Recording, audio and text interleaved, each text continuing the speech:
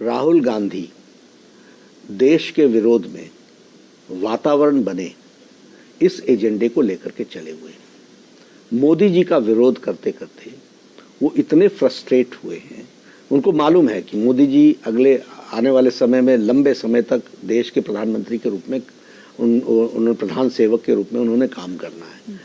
उस फ्रस्ट्रेशन में मोदी जी का विरोध करते करते वो देश का विरोध करने लगे हैं। वो यहाँ उन्होंने सर्जिकल स्ट्राइक का विरोध किया, एयर स्ट्राइक का विरोध किया, ऑपरेशन सिंदूर के बारे में प्रश्न उठाए, सैनिकों का अपमान किया। जब जब वो भारत से बाहर गए हैं, जिस जिस यूनिवर्सिटी में उन्होंने बोला है, वो उन्होंने हमेशा भारत की निंदा की है और भारत के इंस्टीट्यूशंस पर प्रश्न उठाए हैं।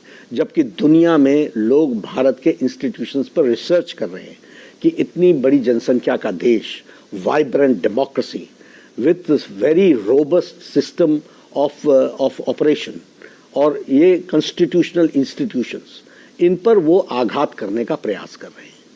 उन्होंने यहाँ तक कह दिया कि हमारे यहाँ डेमोक्रेसी खत्म हो गई, आप आकर के हमारे डेमोक्रेसी को बचाओ। ये लीडर ऑफ द ऑपोजिशन की भाषा है क्या?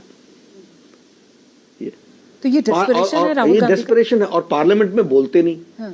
पार्लियामेंट में बैठते नहीं, पार्लियामेंट के अंदर उन्होंने कभी कोई सीरियस चर्चा की हो ऐसा मैंने कभी देखा नहीं। ये उनका बैकग्राउंड है। आप उन्हें सलाह क्या देंगे? क्योंकि वो जिस तरीके से सलाह तो बाद में दूंगा, लेकिन जो आपने कहा अभी SIR के बारे में जी, आप उनके 3 स्टेटमेंट्स उठा के दीजिए। किसी में वो बोल रहे हैं 10 लाख वोट गड़बड़ हो गए, फिर 1 महीने बाद वो 7 लाख पर आते हैं, फिर उन्हें अलग अलग आंकड़े उनके हैं, कोई सीरियस थॉट नहीं है। दूसरी बात, आप इलेक्शन कमीशन में आपके नाम से और आपकी पार्टी के नाम से एक मेमोरेंडम नहीं है। आपने कहीं भी, मुझे आपसे शिकवा है, मुझे आपके इंस्टीट्यूशन से शिकवा है, तो मैं मेमोरेंडम दूंगा ना, मैं इन्वेस्टिगेशन के लिए कहूंगा ना, मैं बात कहूंगा ना, प्रेस कॉन्फ्रेंस करके ये हिट एंड रन, ये क्या तरीका है? और इस तरीके से इन बातों को रखना। SIR के बारे में, अच्छा SIR के बारे में वो खुद भी कितने कंफ्यूज हैं वो भी मैं आपको बता देना चाहता हूँ। वोट चोरी उन्होंने कहा, अलग अलग आंकड़े दिए, इससे उनकी सीरियसनेस का पता चलता है कि उनको कोई जमीनी चीज का अंदाज नहीं है। एफिडेविट पे उन्होंने कोई लिखा नहीं, उन्होंने कोई मेमोरेंडम दिया नहीं, उन्होंने कोई इस तरीके का, इलेक्शन कमीशन के पास वो गए नहीं। EVM के बारे में इसके पहले प्रश्न उठाया था, सुप्रीम कोर्ट ने EVM को क्लीन चिट दी। हम डिजिटल इंडिया की तरफ बढ़ रहे हैं और ये किस तरीके से EVM पर प्रश्न खड़े कर रहे हैं ये भी हमारे सामने है। दुनिया के लोग हमारे EVM को स्टडी करने के लिए आ रहे हैं, वो अपने देशों में रेप्लिकेट करने की बात कर रहे हैं। इलेक्शन कमीशन ऑफ इंडिया आज जिस तरीके से वो इलेक्शन करा रहे हैं और इस तरीके से रोबस्ट सिस्टम से लोगों का मताधिकार हो रहा है, इसकी प्रशंसा हो रही है। इन्होंने उसके बारे में प्रश्न किया। अब ये SIR पर आ रही है, इन्होंने वोट चोरी की बात की, अलग अलग आंकड़े दिए, सीरियसनेस नहीं थी, शपथ पत्र नहीं दिया इन्होंने, न ही एफिडेविट दिया, न ही इन्होंने मेमोरेंडम दिया। उसके बावजूद भी जब हम SIR की बात करते हैं तो स्पेशल इंटेंसिव रिवीजन SIR ये कोई पहला थोड़ी ना हुआ है। 52 में हुआ है, 60 के दशक में हुआ है, 70 के दशक में हुआ है, 90 में 80 में हुआ है, 2002 में हुआ है।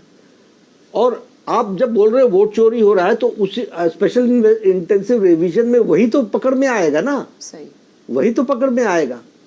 अब तेजस्वी के 2 वोट निकले कि नहीं निकले, प्रशांत किशोर के 2 वोट निकले कि नहीं निकले, ये लोग पढ़े लिखे हैं कि नहीं, अपने आप को कहते हैं कि नहीं पढ़े लिखे हैं। इनको नहीं मालूम था कि हमको कहीं ना कहीं डिलीट कराना होगा, इनको नहीं मालूम था। जब ये इस तरीके का व्यवहार करते हैं, प्रशांत किशोर जो दुनिया में सब जगह सरकारें बनाने का दावा करता है, उसको ये नहीं मालूम है कि बिहार में भी वोट है और वेस्ट बंगाल में भी वोट है।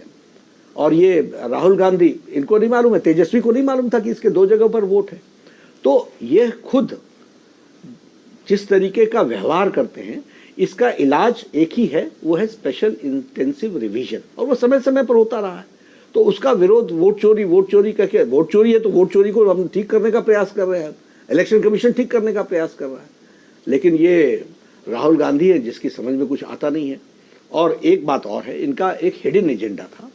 वो हिडन एजेंडा ये था कि ये घुसपैठियों को प्रोटेक्ट करना चाहते थे। अब बिहार की जनता ने तय कर लिया है कि बिहार घुसपैठिए नहीं चलाएंगे, बिहार के लोग चलाएंगे।